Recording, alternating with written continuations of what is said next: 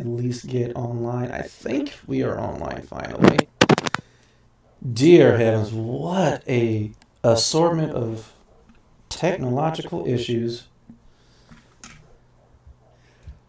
Okay. 900 feet. Not 100 feet from your destination?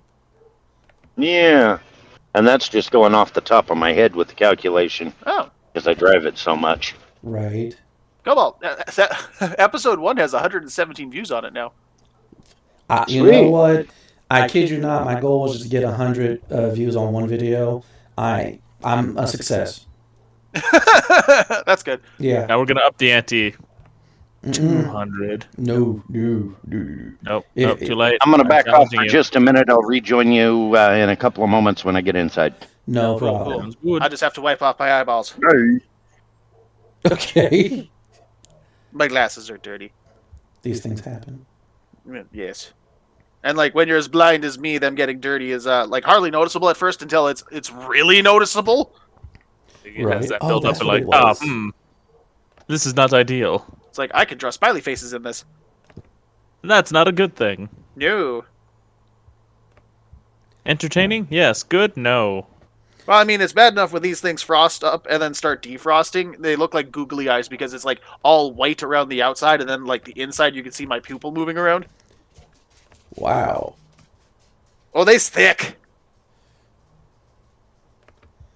Okay. Here we go. Then again, I don't even know if Cobalt's even experienced frosty glasses before. I have. Really? Yes. I mean, not. I'm not talking at A&W. I'm talking about the ones on your face. Yes. I know exactly what you're talking about. What do you know about A&W? They have frosted mugs. Yes, they do. Yes, they do. We have A&W up here. We do. What? In fact, since when? Who told you could do this? I'm drinking A&W root beer right now.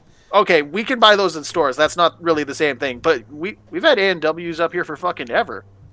Okay. Well, see, it'd be kind of awkward to buy A&W root beer without knowing what A&W is. He's just more surprised that we actually have them up here. Honestly, I'd be surprised if anyone could tell me what A&W actually means without Googling it. I didn't know it actually meant anything. I thought it was the name of the starters. We can hope. We can definitely hope. Let's see if I can actually do this. Well, it's like, do you know why they changed the name of Kentucky Fried Chicken to KFC? Okay, why? Well, Kentucky was actually trying to do this thing where it was like literally trying to coin the name, so if it was ever used in any legal sense, they could claim royalties for it. So like Kentucky-style bourbon and that kind of stuff. Right. So rather than paying, they just changed it to the initials, KFC. Yes. It's like, fuck you and your monetization of a word. Oh, boy. Can Disney I tried to do that about a holiday. Really? I was trying to do that for reaction. Warhammer tried to coin the term Space Marine.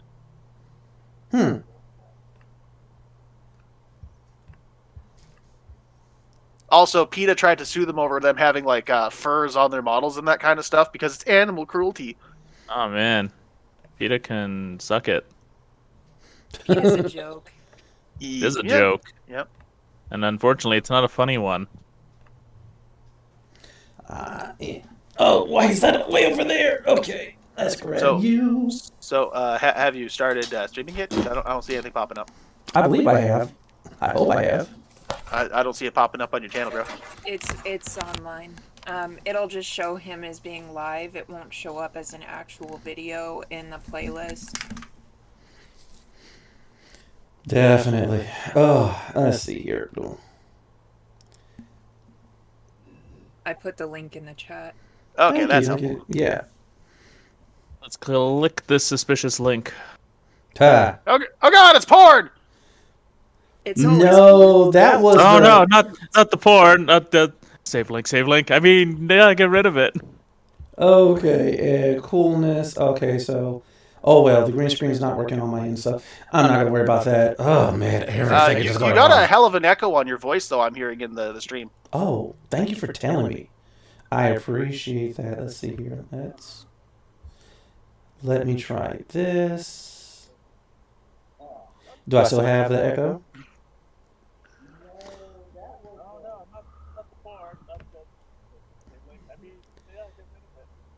Okay, I think that'll do it.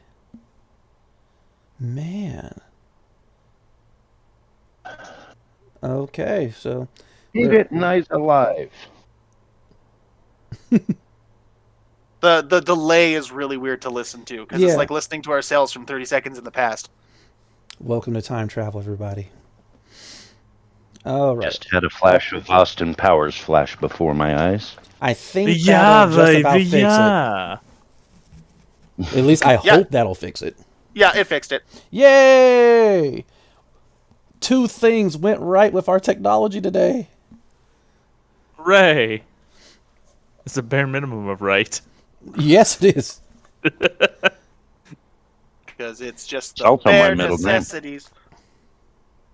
Ray! Wait, what? Oh, I forgot I didn't. Okay, let's see. Come on now. Come on. Oh, well, I got everything up. Okay. And computer, do not fail me now. Okay. Oh, wait a minute. Let's see here. Okay. Oh, snappy pappy. Oh, okay. So touch portal is working. That's good. That's really good. I'm scared to use it now. Oh, so my beautiful players, in case you're wondering what the heck I am babbling about, my boy He's Scott, speaking his tongues. he hooked me up with this very powerful tool called Touch Portal that allows me to bring up certain scenes and screens for our live stream at the touch of a tablet without having me to go through a couple of menus and options on OBS. So he has just made my life a whole lot easier. Had a couple of audio issues, but that's going to be fixed one day.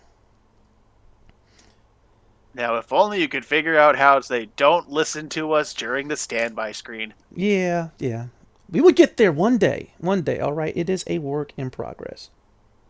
Hey, you're doing better than I am. For now, trust me. I'm also encouraging someone else. Shout out to Matt/Wookie. You know who he is. All right. All right. Trust me, he is also getting ready to get started on the stream chain. So hopefully I could fill up my channels with other people that have gotten started recently, and maybe one day with all of you. Well, let's not jump the gun here. I'm hearing a keep dreaming. I mean, I have my Twitch channel already all set up, but This is true. let's face it, it's Twitch. What's wrong with People Twitch? can be successful on Twitch. What's wrong with Twitch? More like what's right with Twitch. I've only been on the site like 3 times in Always my life. sounded a little twitchy to me.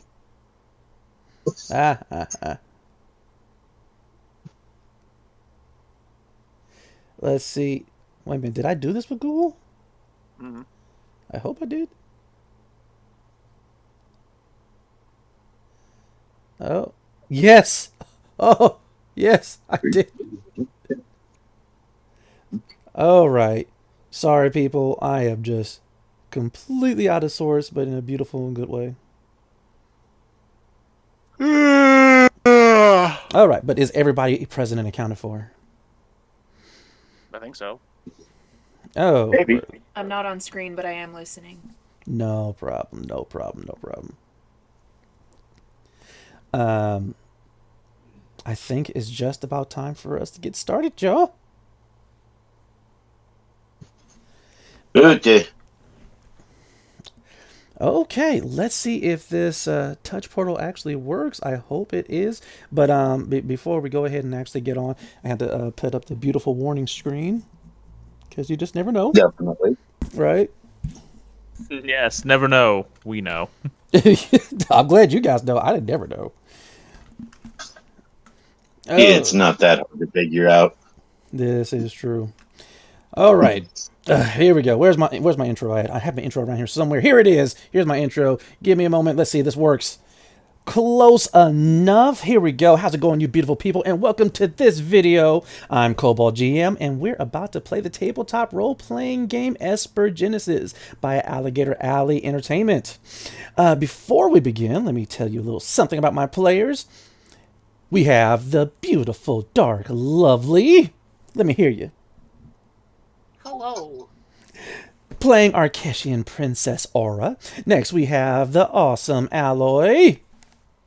Alloy. Playing the Ashen Forge Warrior Argus. Next, we have the magnificent Master Draco. Here. Playing the Volna Hunter Rylan Bravestride.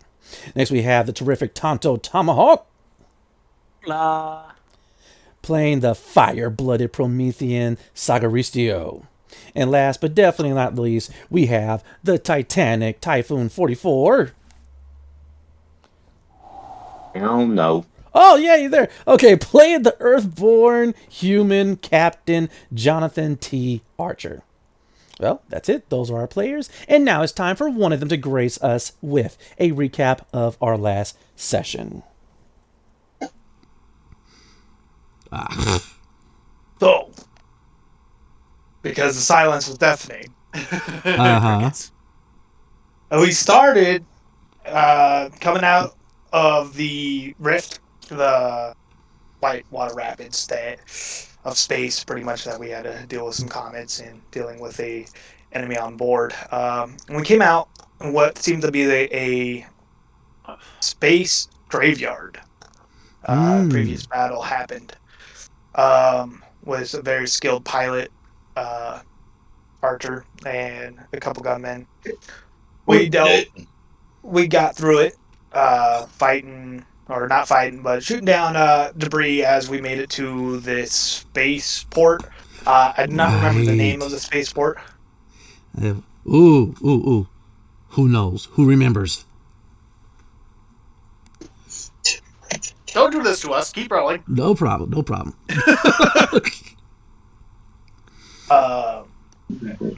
So if anyone can remember that, please let me know later. Or down in the comments, please write it down for the rest of our sakes. Don't forget to like, comment, and subscribe. Definitely. Thank you. So we get there, we dock. Most of us decide to leave, besides Archer, as he has other things he has to deal with, involving a package and dealing with Captain things. Huh? Captain things. Yeah, I think he said captain-y things. Oh, that's what he said.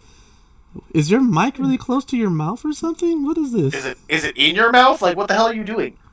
No, it somehow got bounced to the mic on my phone and not my headset.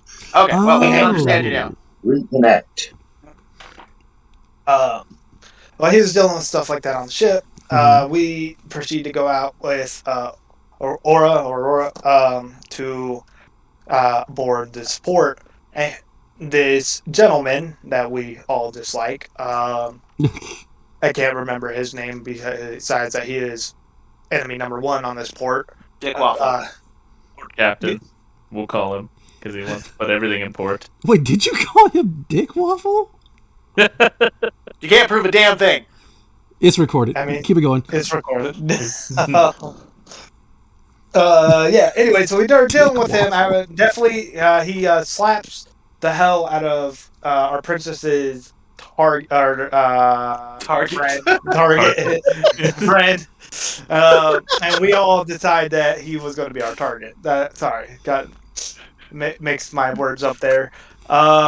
Which almost involved a brawl. But with some diplomacy and politicking that most of us are not good at,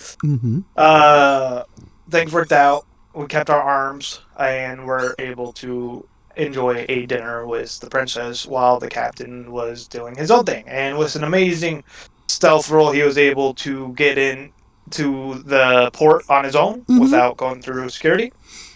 And meet his contact as we were enjoying swapping menus and enjoying high-end or low-end food. And overall enjoying each other's company until Ashen Forge decides that another Ashen Forge and him need to get into a brawl. Whoa! I'd like to point out, I did not start that. He was picking a fight with Captain Archer, and I stepped in, and then he spoke first. Yeah. And after a quick pickpocketing and from the captain, he decides that the Ashen Forges are going to go down. So they start fighting. Our Ashen Forge pulled out a shield and what was supposed to be a fist fight, so we armed our enemy with a chair and a barrier spell to make it a more fair fight. There was no term saying it had to be a fist fight. Besides, he had a cybernetic arm. Lord only knows what that fucker did. And neither of they were fighting, the engineer and the Valna were making bets, which neither paid on because the fight never ended. No one was knocked out. No one was knocked out. There was no conclusive winner. Yeah. I would wonder. After all that, Captain says, "Hey, I got a job. We need to go rescue some cash that are on the 4th floor, if I remember right. Sector 4. Sector 4. Sector 4. Sector 4. We got to go rescue them, which brings up a lot of questions and how we got to do this job. And there, I think, is where we're at.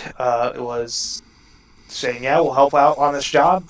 I mean, the captain's graciously has let us be aboard his home, his ship, as we had dealt with stuff on an alien planet. So I think it's only fair to help him out. Much to his wife's And it isn't just me, you'll be helping. I mean, the princess keeps getting us in more trouble as it is, but we'll keep supporting her in our merry ways. I didn't start a bar fight. Didn't start the bar fight either. Just No, kidding. but you Isn't that what royalty's supposed to do? They I start some thought shit. that was what royalty did. Yeah, they start some shit and then they leave it to the peasants. We are the peasants. We are the peasant.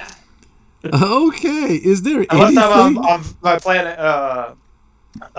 Val, then I'm not a peasant anymore. You will never be a peasant. Okay, you would never be a peasant. Exactly. It's all the other tribes. No, just the other one that sounds a lot like it, a pissant.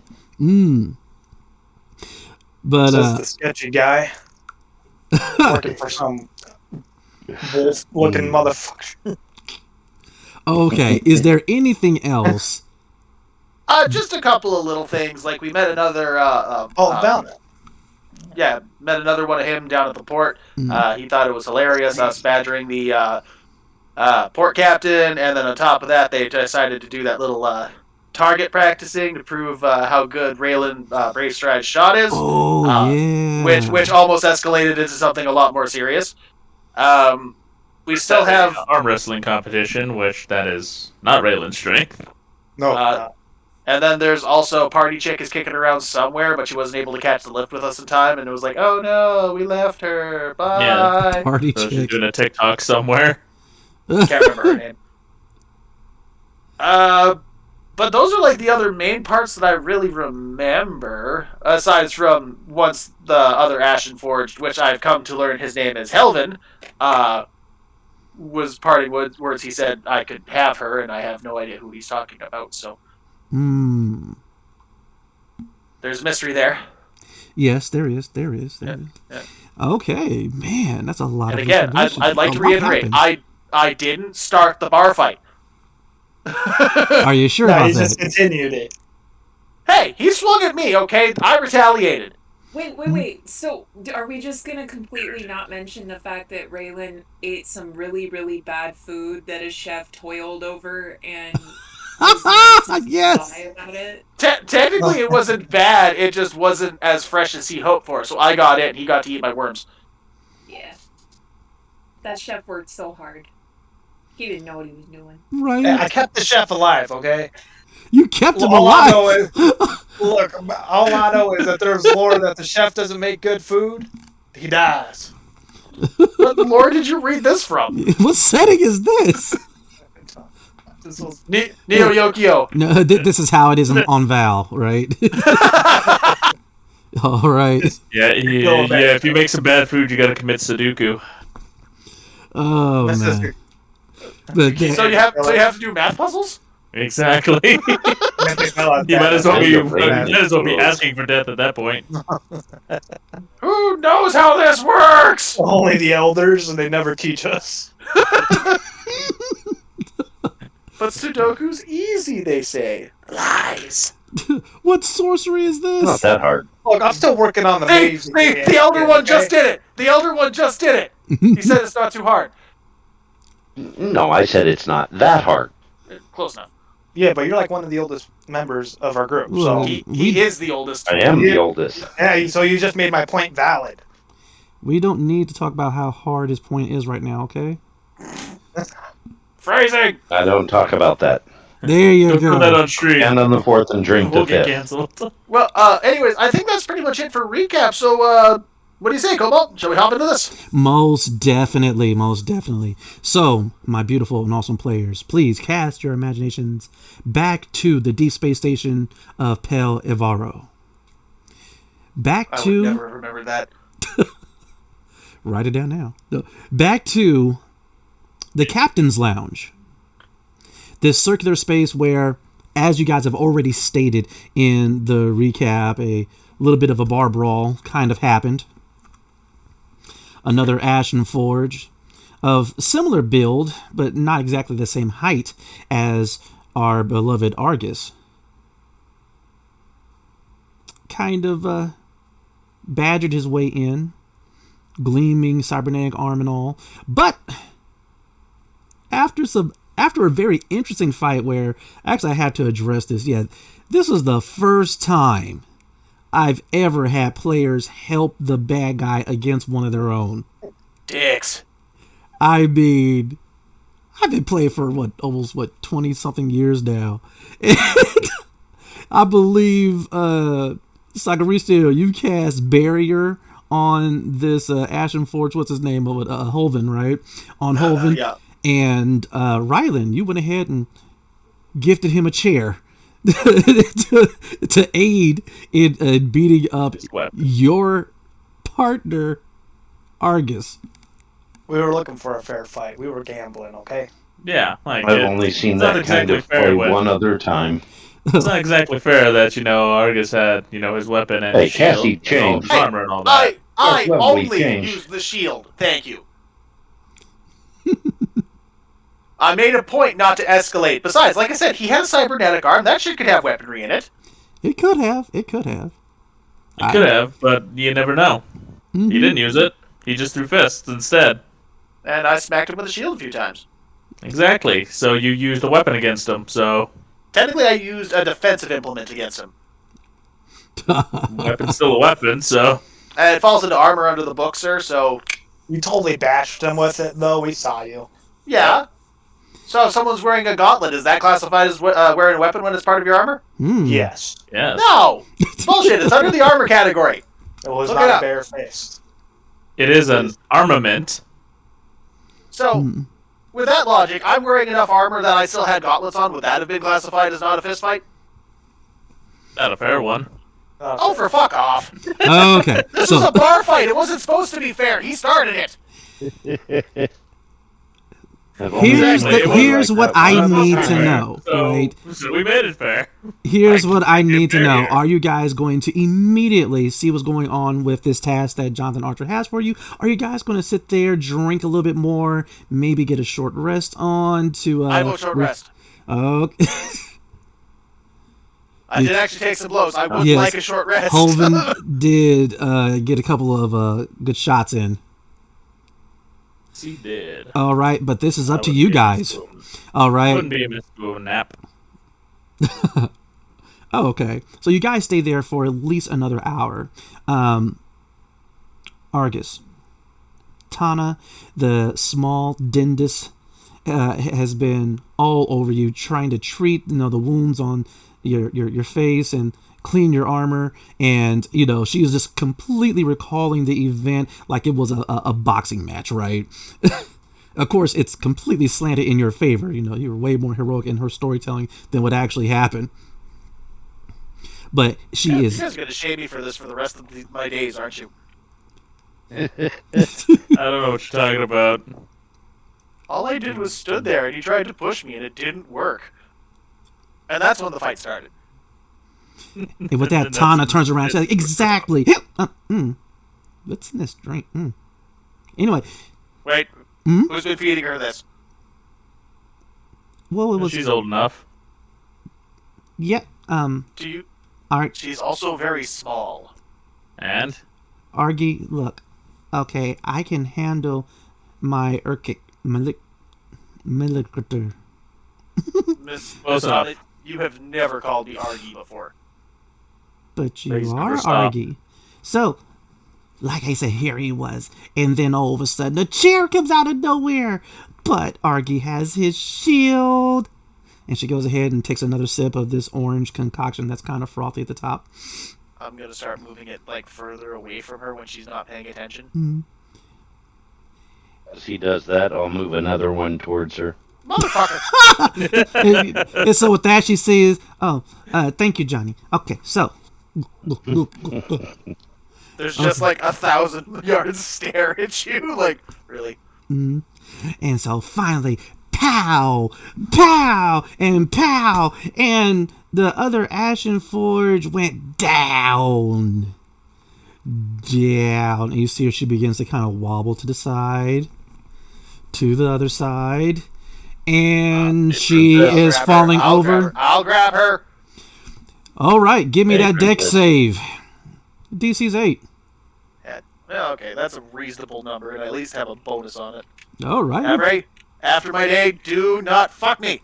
We will see. It will be hilarious. Nope. Wrong dice box. 15. Is that the wrong dice box? Yes, it is. You put it in one shot central. Yep, I need it in the right dice box. God damn it. You be quiet, you. You're taking way too much glee out of this. You're like, you might fuck it up. Yes. Do it. Fuck off! You. Oh, no, you. Okay. Hold up a sec. Let me go ahead and align this so our viewers can get a good look at this in case they're wondering what happened. Okay. So, I thought it was obvious. I missed. So with a 6, right? You go ahead and you rush out of your seat to go and catch her, but unfortunately, you kind of clip the table along the way, and that causes her to slide out of your reach and tumble onto the floor.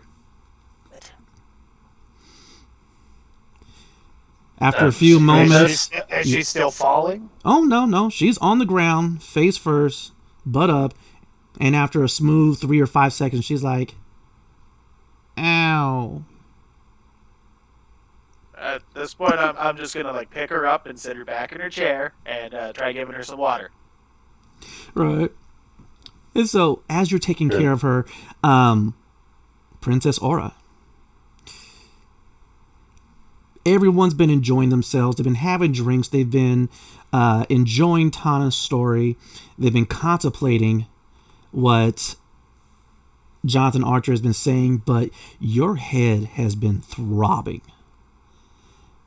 The voices, the ancient Keshian songs have just been increasing in volume and intensity ever since Jonathan Archer made his appearance in the Captain's Lounge.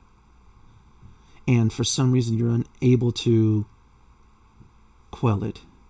Tell me, what do you do, aside from stare at Ori, who has been looking at you very concerned this entire time because she could tell when you have one of your headaches and when something is pressuring you?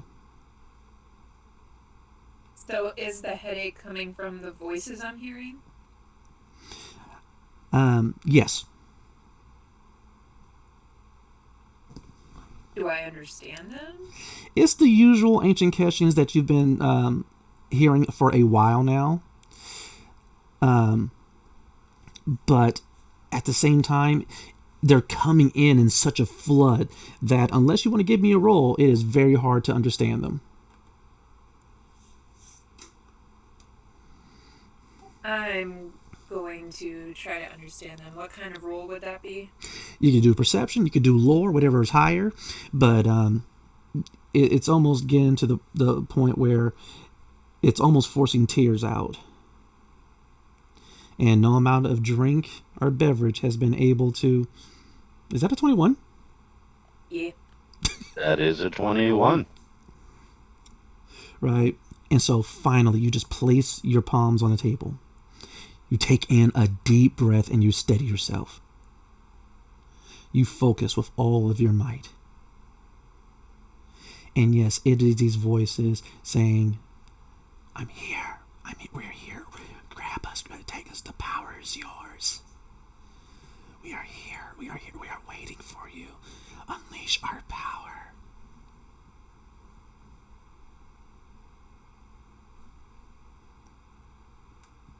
Does it sound like they're far away? Can I, kind of pinpoint what general area they're coming from? With a 21, it's effectively where you are somehow. I'm gonna look over at the captain. I'm just gonna ask, do you have that thing on you? Maybe. It's talking to me. Is that a problem? It's very loud and very needy, and it's giving me a migraine. Immediately, Ori jumps up and she is like, whatever device you have, Captain, I demand that you shut it off immediately. No harm shall come to her grace. I don't There think is it's no device. off switch.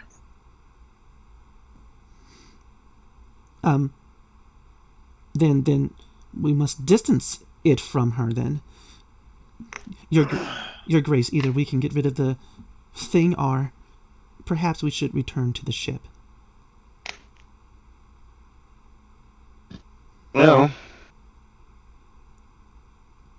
the item can go back to the ship. En route to do our job. Princess, would you mind terribly if your friend here stayed to take care of our drunk companion on the floor there? Ori, are you I've got the rest of my... Ori, I've your just got the grace. rest of the crew out doing, and, I don't think she should be left alone. The dentist is not my responsibility, her grace is. And last time I allowed the princess out of my presence, she almost died. Your grace, I shall never leave your side again. Captain Archer, though, as this conversation is happening, or I guess as you're taking care of Tana, Captain Archer, you are getting an emergency communique from Jill aboard the Astral Horizon. She's calling you on the emergency channel. It seems serious. Go ahead.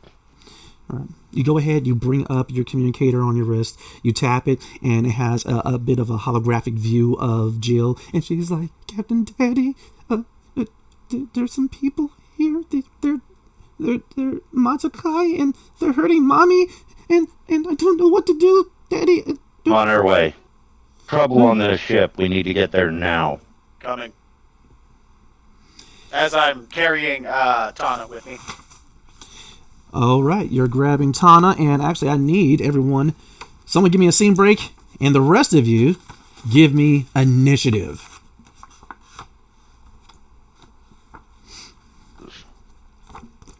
And Remember, Raylan, you have advantage. Yeah. Thank you. Dagnabbit, why do you gotta remind him of all this cool stuff that he can I do? was already tapping it in, so... I just wanted to be on the safe side. He's my bro after all. Despite the fact he armed a foe. 19.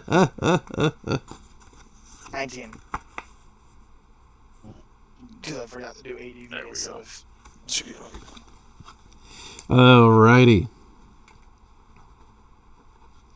Let's see, what do we got here? Well, we still have people putting in their formula yet, so... It takes me a while to remember where initiative is located on this nerd sheet.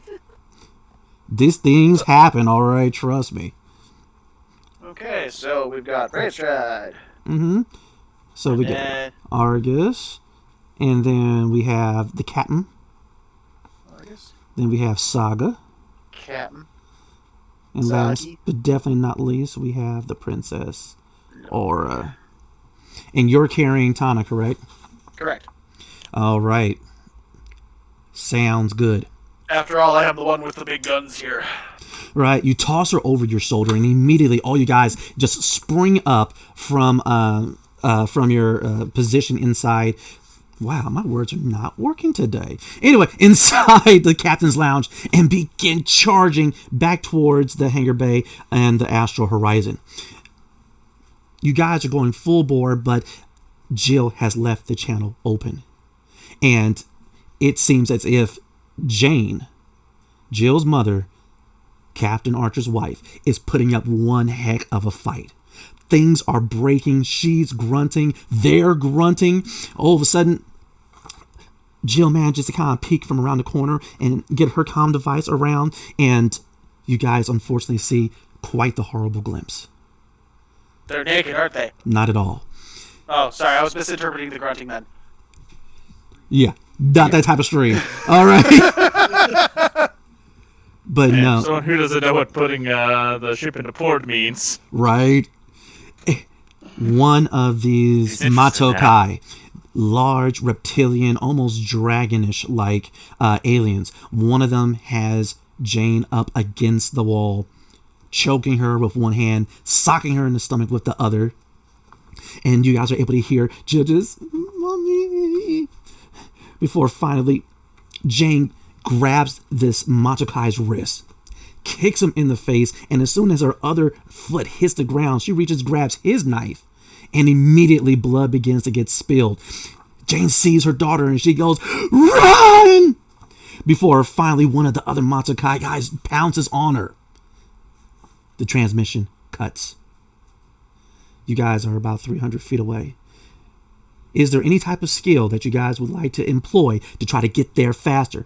Right now, you guys are running Athletics. along. Oh, there we go.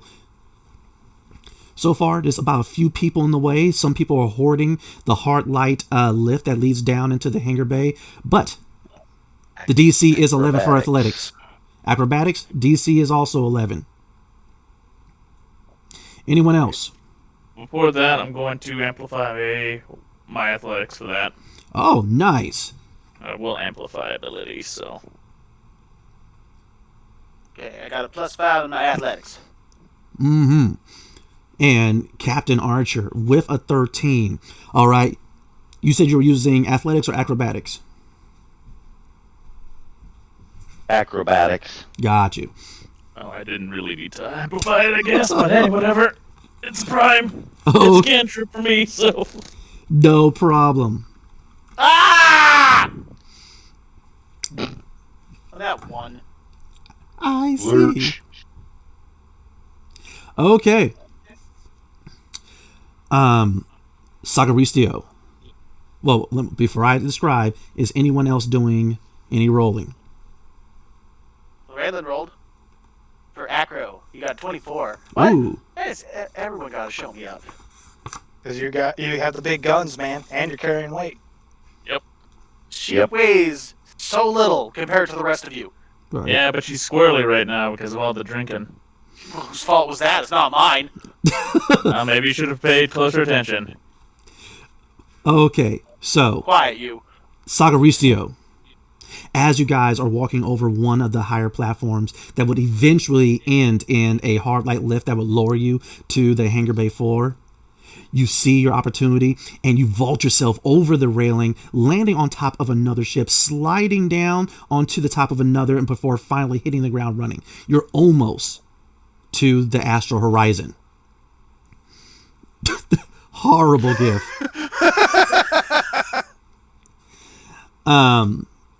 Rylan Bravestride. After seeing him do this, you two vault over the railing, except when you land on the ship below, you're actually able to springboard off of that into a double front flip, land onto your feet, onto your paws, into a roll, and now you're right behind him.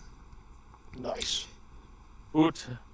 Captain, you two leap over the railing, slide off the ship, but you actually end up doing a cartwheel to land on the other side to have a clearer path, a straighter path leading directly to the astral horizon. Right now, you're third in place.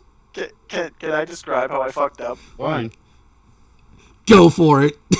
As I try to follow the Promethean's path, Sagi, I instead kind of slip, and you just hear thud, thud, thud, as I like hit every platform shifting on the way down, and just like bam, and then Tana lands on top of me at the bottom. Ow. Okay, please roll 1d6 fall and humiliation damage. I mean, Sure, it's appropriate considering I rolled a 1. It So is. Mm-hmm. It is, sadly. Right. the modifier is just a straight 6 damage. Yes. 1. Thank Oh. God, the low roll was nice. All right. Because I just got back to full health after that rest. Exactly. You landed hard on your back just like you described. Saga bounces off of you, but you still actually had Tana all the way throughout this. And she also took 1 point of damage. And after a very long second, she goes, "Wee!" No, and I'm gonna pick her up and start heading towards the ship. Princess Aura immediately, Ori stops and she turns around. Your Grace, I highly recommend that you do not do anything so dangerous. Don't do what the big guy did. You do see what happened to the Ashen Forge.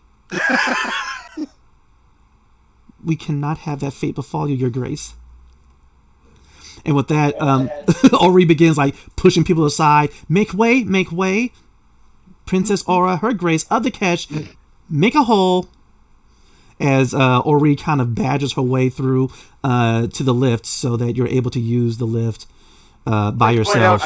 I'd like to point out, I did live. Yes, you're down there. I'm alive. FYI, my intent is to take my passage right back in. Okay. Under stealth, of course. Okay, so you're You taking let me know when it's my turn to roll it. you're taking your secret way in. Got you. All right, which is perfect. As a matter of fact, give me that stealth roll now. While that's happening, Saga, you managed to get to the astral horizon. You could have swore that you saw the captain behind you, but he has disappeared for some strange reason. But you make it over to the ramp, and the door that leads inside the ship has been closed and it is locked. Closed and locked, you say? Yet you're able to slightly hear the muffled of the fight happening inside. Tell me, Saga, what do you do? Also, your compatriots have managed to reach you as well. Except for, of course, the captain, who's taken an alternative way in. Alright, well, since he's taken an alternative way in, I am going to... I'm going to try and force this door open, but I'm going to try and use some form of mechanical intuition to get this door open.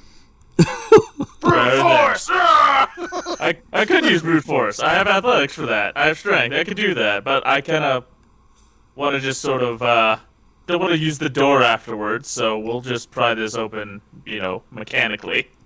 Okay. Go ahead. Give me that mechanics check then. Do it with advantage because you have become...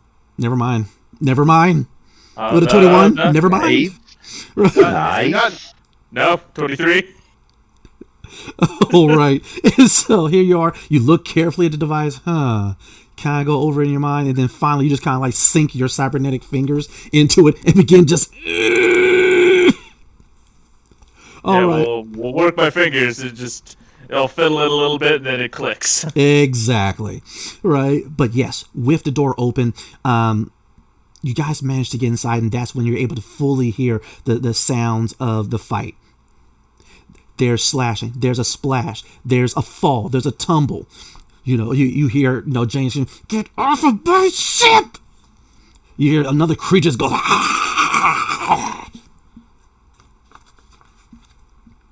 but now that everyone, and before I actually say this, Aura, you've made it to the astral horizon, but Ori is telling you to hold back. What do you do, Aura? I'm just gonna enter. Your Grace, it's dangerous in there. Your Grace, right, of course, Ori is coming right behind you, trying to stop you, but there is no stopping you once you have your mind set on it. Okay, everybody's inside the Astral Horizon. Granted, we have Captain Archer in there via stealth. You're going to go first just this one round as you are making your way throughout your ship, listening to the sounds of the fight. You're getting closer as you get to the fork and go around the bend. And it looks like they finally managed to subdue Jane. As you're getting to the corner. How many of them are on her specifically? You see 2 Matokai. Dragon, lizard-like aliens. One is actually holding her in the full Nelson. The other one is taking his own knife out of him. Okay. Completely upset, putting it to her throat. Tell me, where's the black box? And with that, she just kind of looks at him and spits in his face. Exactly where am I? I need to know very specific positioning. Most definitely. Right now, you are at an L-bend corner. The corridor lasts about 60 feet, and they're in the middle, so they're about 30 feet away from you. To my right or to my left? To your left. My left, okay. I have partial cover. Yes, you now, do. They're positioning exact to me. The one that's got her in the full Nelson. Yes. Okay, so... Where is he? Like I said, 30 feet in the corridor. They are both facing you. The one that's actually putting the knife to her, his back is to you. Does that make sense? And he is effectively 25 feet, so he's closer. You do hear the rest of your gang coming into the Astral Horizon from behind you. But you get to do something first. What do you do, Captain?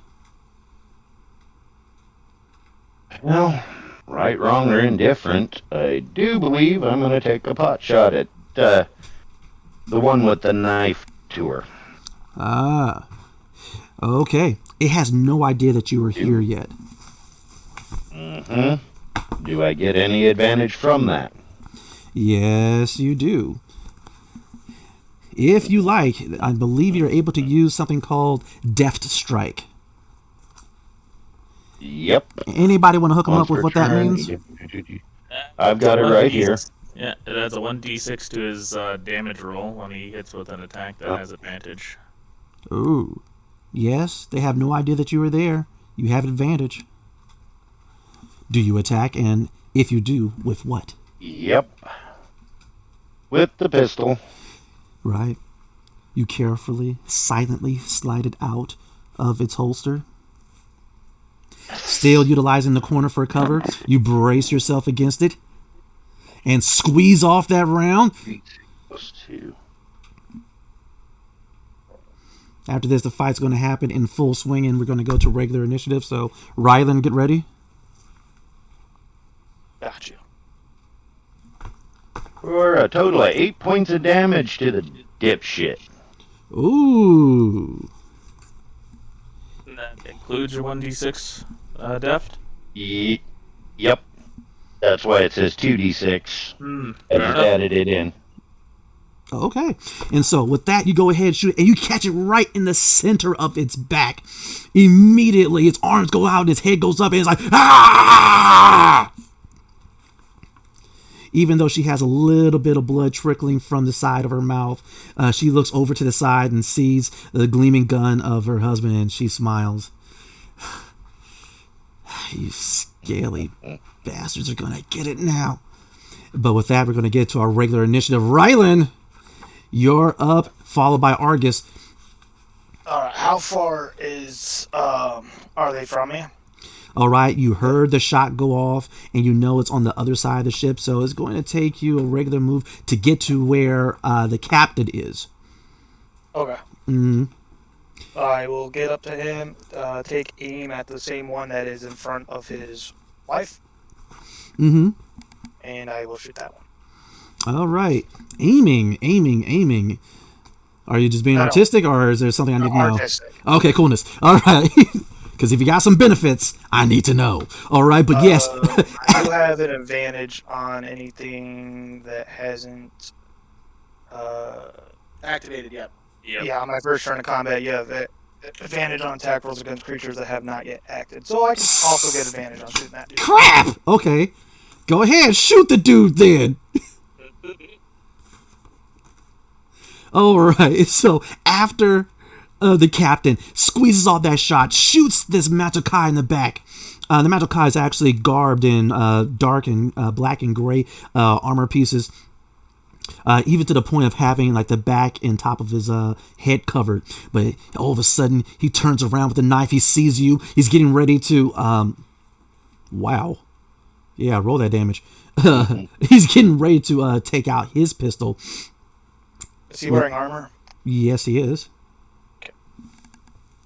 And is he considered a beast? No. No, he would be a humanoid technically. But like I said before, Jane goes ahead. She looks over and she smiles because... Another 9 points. So you took 8 before and 9 now. Yep, that's 17 total.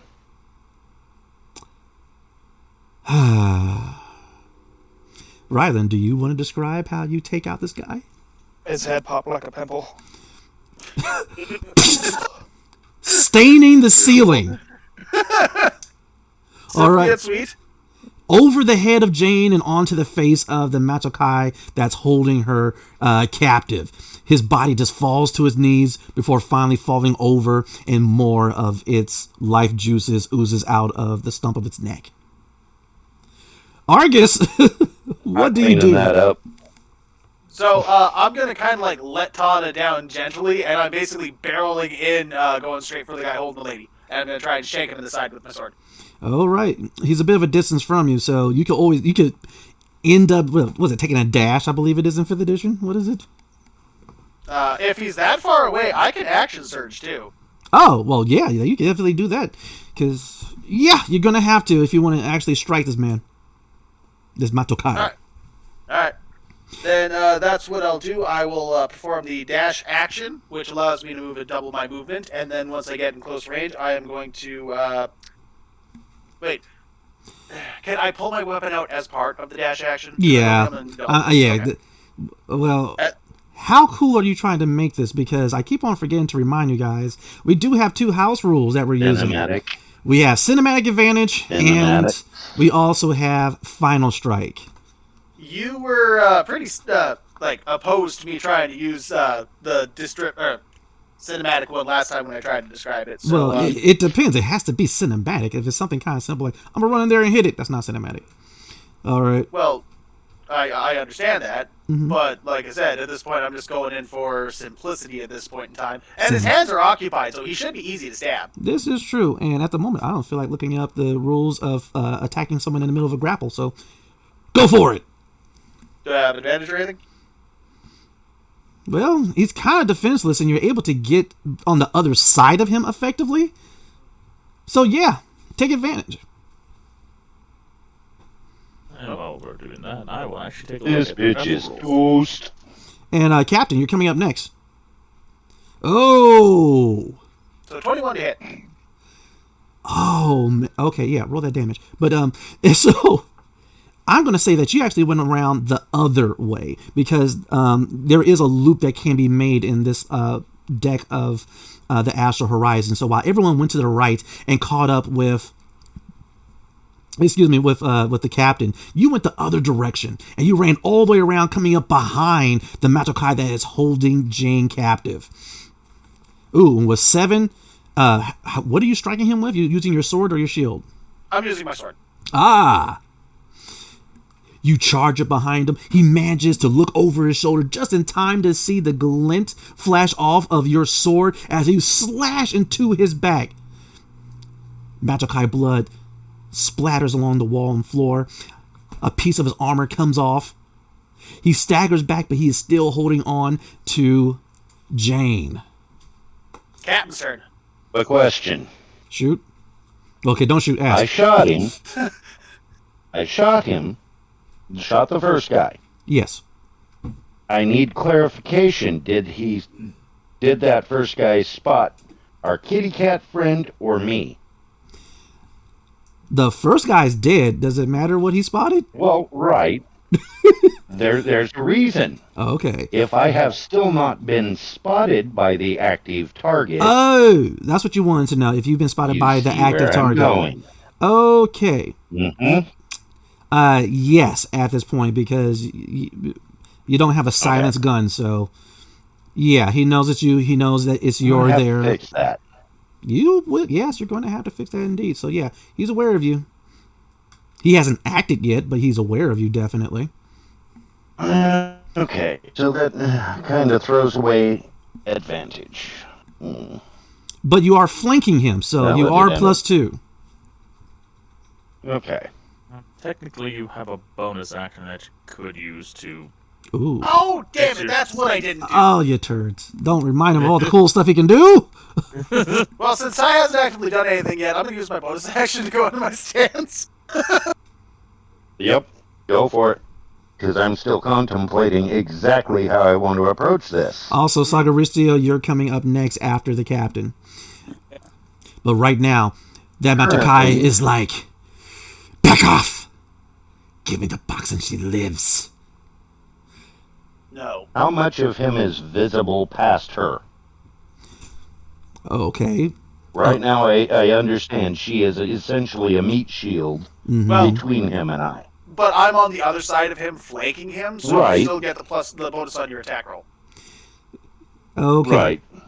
So yeah, I mean, since he is I'm also weighing taller odds. than her, it goes like this. If you wish to try to shoot him or even stab him, all right, you do get +2 because of flanking, but you will be doing it at a disadvantage because he does have the meat shield.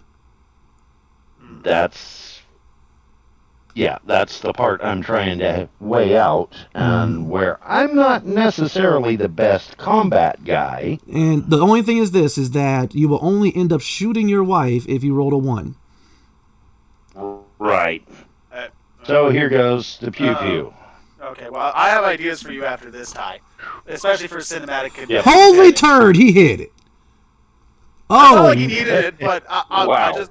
So, perhaps in the future, try banking shots. You have one of the fancier guns, right? Like, it doesn't have an actual ammunition, which would effectively make it an energy weapon, and therefore you might be able to ricochet shots. well, we'll talk about that later, but he actually hit it. Roll damage.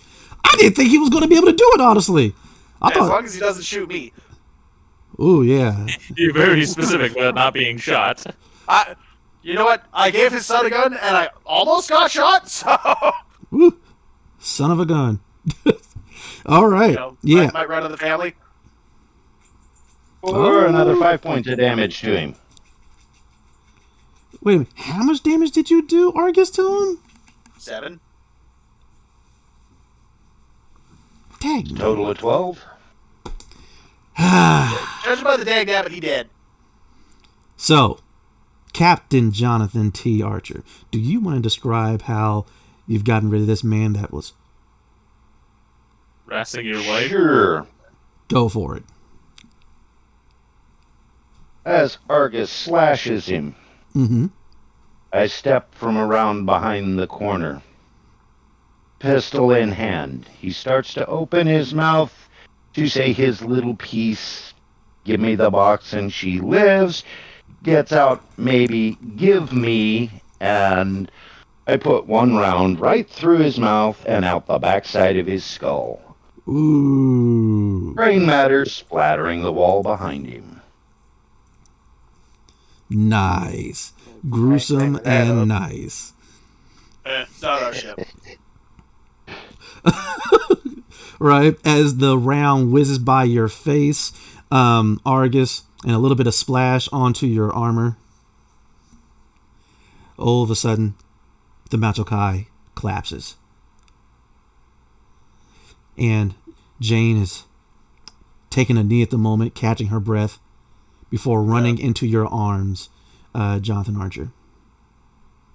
She's met about halfway. As I'm walking towards her, flip the pistol around and right back into the holster. Right. No other hostiles immediately in view, so yeah. Definitely. So yeah, with that, she goes ahead. She gets some comfort from you, and then she kind of turns and she sees the Matokai on the ground, and she starts kicking them. Captain, perhaps we should do a sweep of the ship to make sure that we do not have any more guests. Jill! As Jane runs off looking for her daughter. I got her, honey, and I hit my communicator and tell her to come out.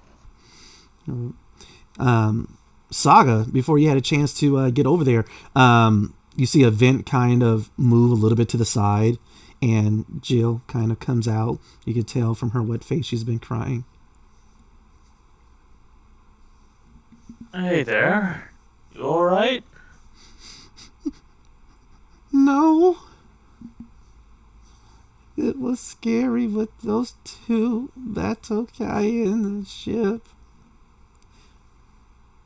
Oh, no. That sounds a bit they've been taken care of, so... And Jane pushes you out the way. Oh my, Jill, are you okay? Are you alright? Did they hurt you? Is everything fine? Okay, no injuries or anything?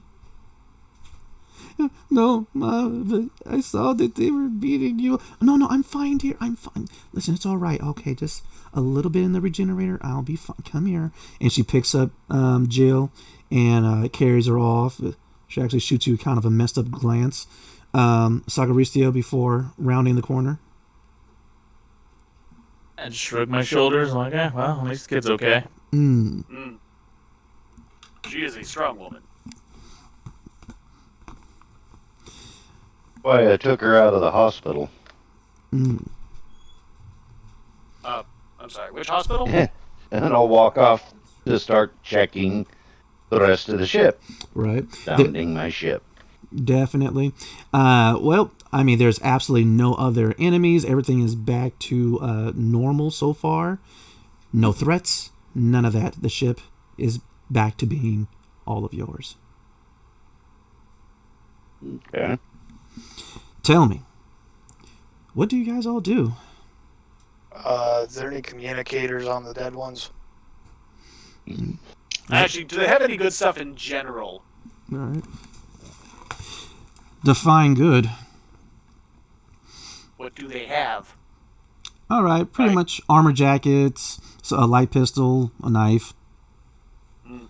All right, each one actually had a Cobalt chip. That so far had 250 Cobalt each. So a total of 500 then. Yes. All right. Well, time to divvy that up. Okay, you guys go ahead and update your channels with however you guys decide to divvy that up. Not my issue. As long as the math adds up.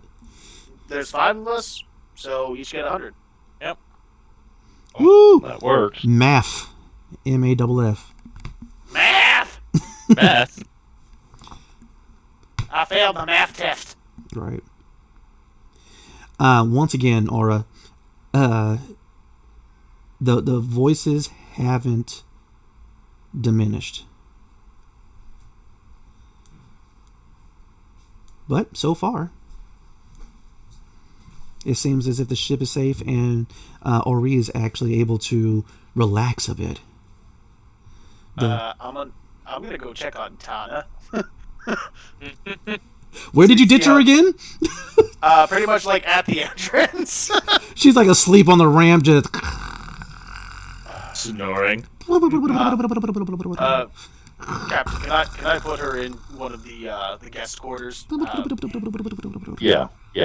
As, Go ahead. She seems to be a tad tuckered out. Yeah. I did what I did for a reason, big guy. We go on this quest, we don't need her tagging along. Not necessarily true. She is quite intelligent and is very interested in Kesh technology, which, from what she was saying... but how much danger are you willing to put her in? Less than she's willing to go into. My point exactly. Yes, well, unfortunately, she does technically call my shots. Hmm. But if she's going to sleep, we can at least do the job without interference. That was my thinking. So with that, I'm going to go find a nice little bed to tuck her into and tuck her in nice and snug so she has a hard time getting out. Right. Like just about cocooning her in the blanket. So you go ahead and swaddle Tana in one of the guest quarters. All right. Unfortunately, as a dentist, she is bubbling at the mouth, but that just lets you know that she's into a deep sleep. Nothing is wrong. So anime. Right. There's like the big bubble that keeps going. It's getting smaller as she snores. Right. Oh man, when she wakes up, does it just pop? Yes. Finally, there is a bleep from the door that leads into the ship. It seems you guys have guests on the outside. All the holographics show that it is the station director, Colette, along with a pair of his soldiers. They have all their weapons armed and ready. There even seems to be something behind them, but the scanner isn't catching it because it's so small. Hit the intercom, isolating just the speaker right there at the entry ramp. Be down in a second, and cut it right back off. I'm not going to wait Hold on, for I'm naked. naked. And I'll head down to the entry ramp. Right, before you have a chance to go there, Jane catches you and she goes, Johnny, where's Jack? Don't know at the moment, but something tells me we'll find out soon enough. And what do they You go want? tend to our daughter.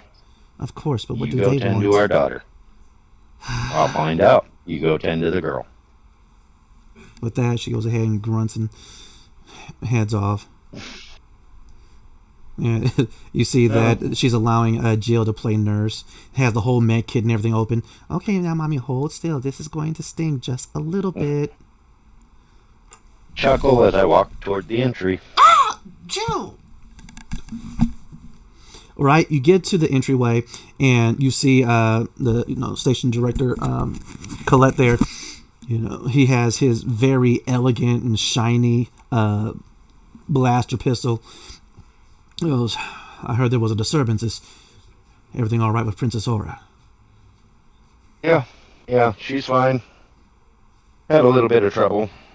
I'm sure Lizard you people will are kind of rude. trust to know that I cannot trust your word. I need to know if the princess is all right for myself. Move aside. Stop right there.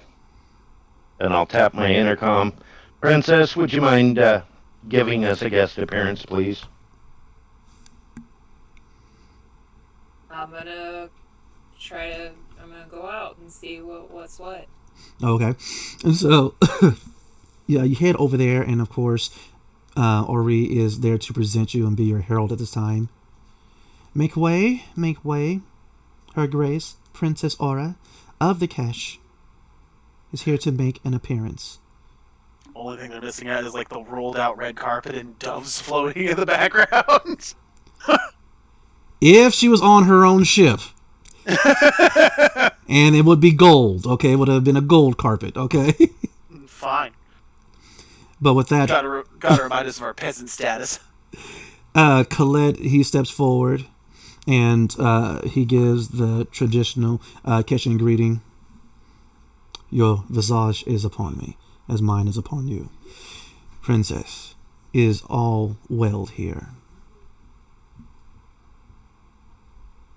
Do you know anything about the intruders that were on this ship? I merely received a report of disturbance from some of the other captains. I was here to make sure that you were safe and that the assailants were dealt with. I also come, Your Highness, bearing a gift. I bet. He steps to the side and kind of drags forward another smaller Kesh. This one male. But you could tell from the braided rope around his wrist that he's also a bondservant. This braided rope around his wrist is a chrome green or metallic green, and it seems to match some of the ensemble of Colette. But Colette, he looks at you. I have disgraced myself with. I damaged your property, and so to make up for that, princess, I offer you my bondservant. His name is Balo. And with that, he kind of like pushes the back of Balo's head so that he will go ahead and go to his knees and place his face on the ground before you. Please accept this gesture and forgive your humble subject, princess. So, to make sure I understand, you are gifting me a living, sentient creature. Yes, your grace. Perfectly all right, my lady. More the merrier. It is lowborn, trust Maybe me. you'll help keep your friend I some am company. speaking with the princess, Taryn. But Excuse me, asshole. but I wouldn't call him that, Captain. Assholes are useful. I Ah! don't believe that Okay. gift's enough to mount her, though. I don't know. This seems like a cheap cutlet of a person to me. My name is Colette Feldgaver. Yes, And- cutlet. I said that correctly. Princess, once again, accept this gift with my most sincerest of apologies. I'm gonna squat down in front of the individual, and I'm going to raise his head by putting a finger on his chin, and I'm just gonna look him in the eye and ask, "Do you want to be here?" And terror is on his face as he's looking at Ori, and she is just there, hands clasped in front of her. She is unable to help him out. He kind of turns his head back and he looks at Colette, and Colette is kind of course you do. And with that, Balo, he just he lowers his eyes again. Your Highness, I am O'Malley. I am lowborn. I don't have any desires. Aside from the ones that you give me, of course.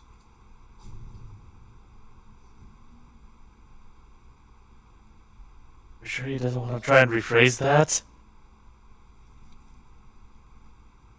How long have you been under his thumb?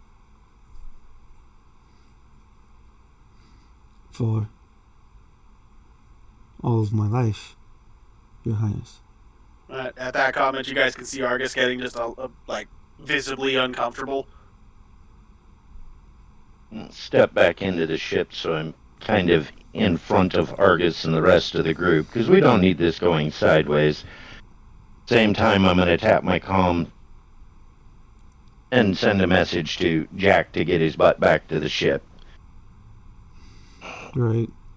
In the meantime, they can finish their talk. No problem. But Jack Communicator does let you know that he is not receiving any transmissions. He effectively has his communicator on Do Not Disturb. Oh, he found Hard Girl. Well, yeah, I But won't be getting grandkids from him. I'd be more concerned for them being from her. Right? okay. Both is not Both of them. a good choice. I don't know. The mix just seems to be the worst right now. At least Jack can smarten up in the future. I'm not too sure about the other one. That's what bioengineering is for. Oh yeah, coming from the Promethean. Exactly. Coming from the Promethean. Okay, so let's get We back can to make it this. better. We have the technology. I'm just not sure how much better. All right, so Aura, right now you have Balo before you. He's been offered to you by Khaled, And pretty much his fate is for you to decide. He's always been a bondservant, and you know this practice is another reason why you kind of detest being royalty in the first place. But what do you do? Balo, would you like an opportunity to experience a different way of life? He looks up at you kind of confused.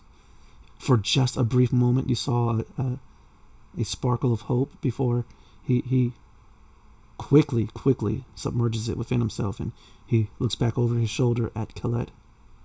And then back to you. No, Princess. I live to serve. Balo, can you be brave?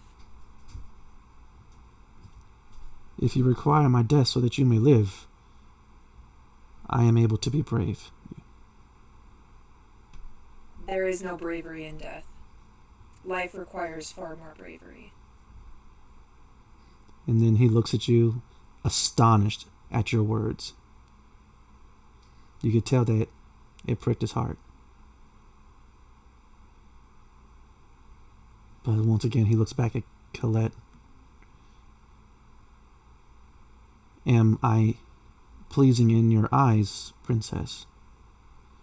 Am I acceptable?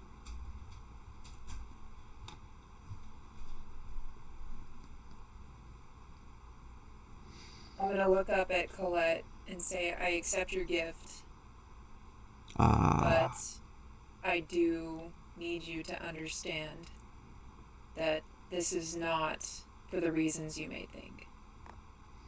No dick!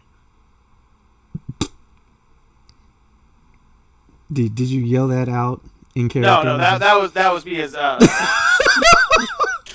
Okay. That was nothing like having no dick yelled out across the entire hangar bay.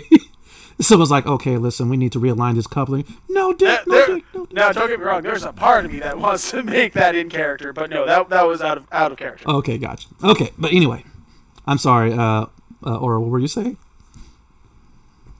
I just said I will accept your gift, but it's not for the reasons that you may think. Your Highness. As long as it is pleasing to you, that is reason enough for me. I see that you are safe here and you've accepted my gift, and so I shall take my leave. But of course... To be clear, if you do this again, if you offer me another living sentient creature as a gift again, I will take offense. Oh. I see. Perhaps flowers. Next time. Be gone, Cutlet. It is Colette. Colette Felgavo. Your Highness, I shall take my leave. And with Closing that, the door on him. he stomps off. He's so cute when he's frustrated. And I have questions for this new guy. Princess, may I ask him some questions? Let's get this inside the ship first.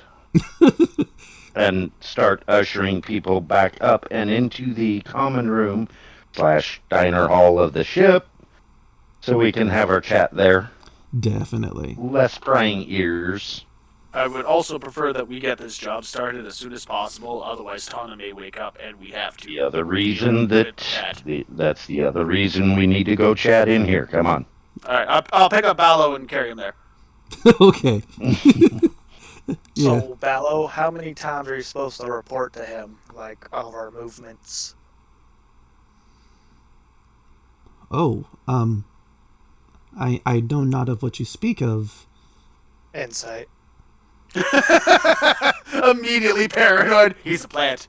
That's part of my background. I have very, let's see. You have trust issues? I'm slow to trust members of other races or society.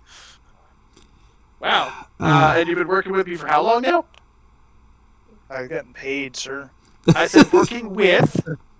I trust the money.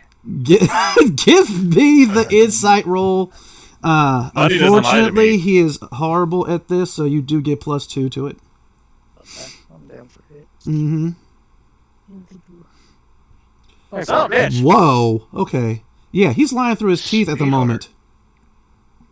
I'll shake him. I'm sorry. No, Wait, I what? got it. I just lick I lick one of my fangs, my canines. Mm-hmm. Want to try that again? Okay, now roll Intimidate with advantage. I got a -1 to attack. I mean, you almost double him in size and mass, so you're kind of God. intimidating him. Yes, so So, that means like, how big Argus am is even I? worse. Yeah, like I'm carrying him around like a purse at the moment. It's just an 8. It's all right. All right. He was And Your Highness, I'll give him a little bit of a squeeze, being like, son, you're a free man now, as far as I can tell with the princess's eyes. You best fess up. We're not here to hurt you. Just need the truth. All right.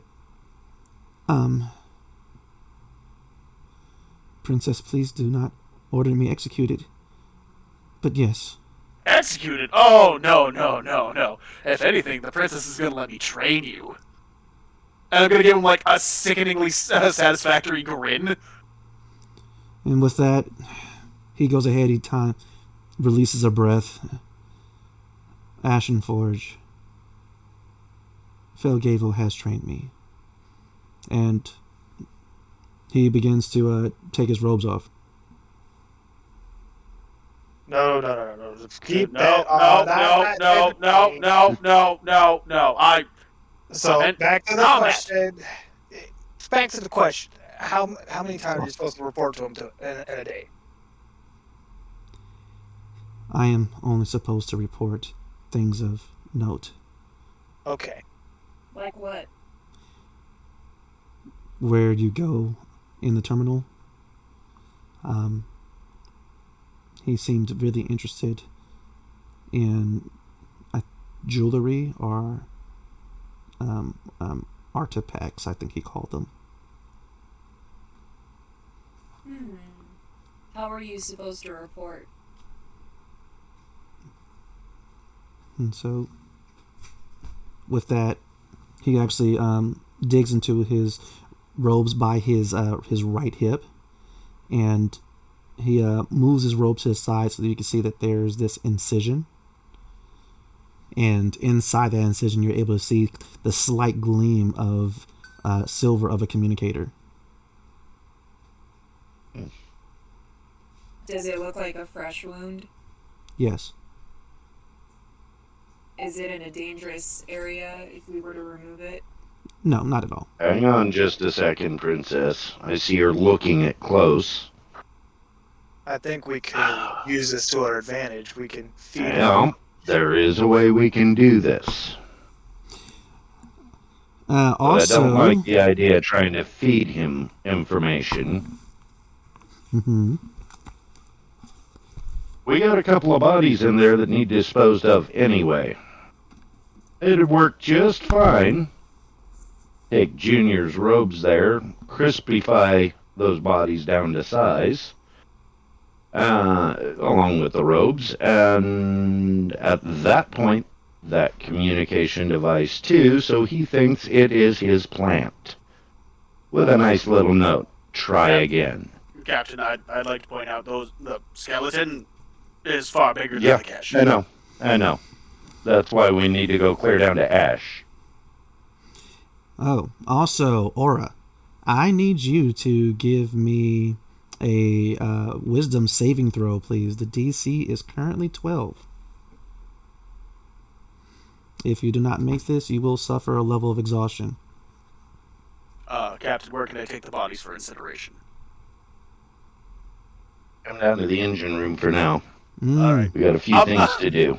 I'm gonna grab like each one by one leg and just start like fucking muscling and carrying them down the hallway. I Right. feel like this is going to put him on high alert.